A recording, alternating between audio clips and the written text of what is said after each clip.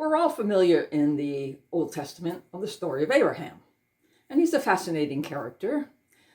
We know that God chose him to be the father of his race, his chosen people, and we know he was an old man, and he still hadn't fulfilled what God said he would do, that he would make sure that he would have children as numerous as the stars in the heaven.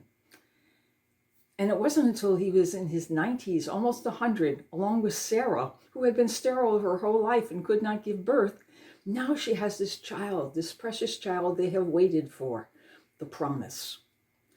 And that child was Isaac. And Isaac was the dearest thing that they had. They loved Isaac. After all, they waited all these years. But one day in the journey that Abraham was taking with this new God that he had met, God says to Abraham, Abraham, I want you to go now and make a sacrifice. And the sacrifice I want you to make is your only son. And Abraham says to God, but we have waited so long for Isaac, and he has brought us so much joy. How am I going to ask? How would you ever ask me to give up my son? But Abraham, being faithful and loving the God that he now knows, said, I will go. So he gathers up Isaac, who's about 12, and says, come with me. We're going to go and make sacrifice to God. So Isaac goes along with his dad, and they go along for 3 days, and being led by God to the place of sacrifice. And Isaac carried some wood on his back for the sacrifice. And when they get there, they build the fire, get it all ready for the sacrifice. And Isaac says to Abraham, Daddy, where is the sacrifice? And with a heavy heart, Abraham says, it is you. And so what do? Isaac is placed on the fire, and Abraham offers him up for his ultimate sacrifice. But God sees him and loves him and is merciful to him and is pleased with the gift that he has given him. So he spares the life of Isaac and instead gives him a ram that's caught in a thicket and let them use that as a sacrifice.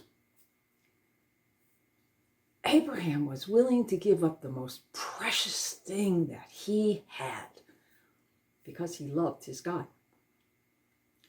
Now the question is, God sometimes asks us too, and we have to ask ourselves, where is our Isaac? What is it in our life that would be the hardest, most difficult thing that we could give to God?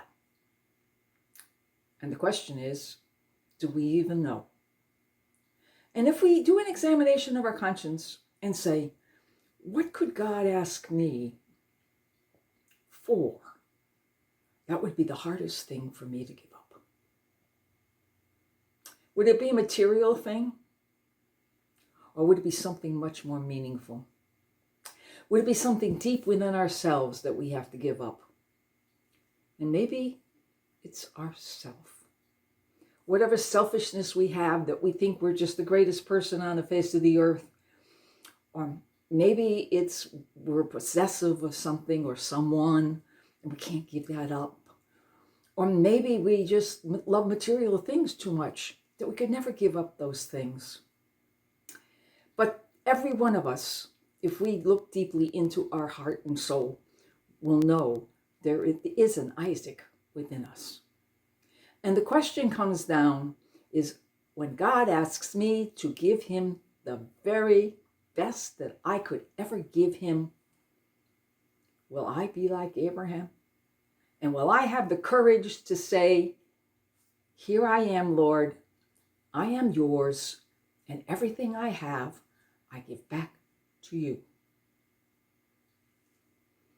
And when you do this, God, like he did for Abraham, will come down and fill you with the greatest of all blessings.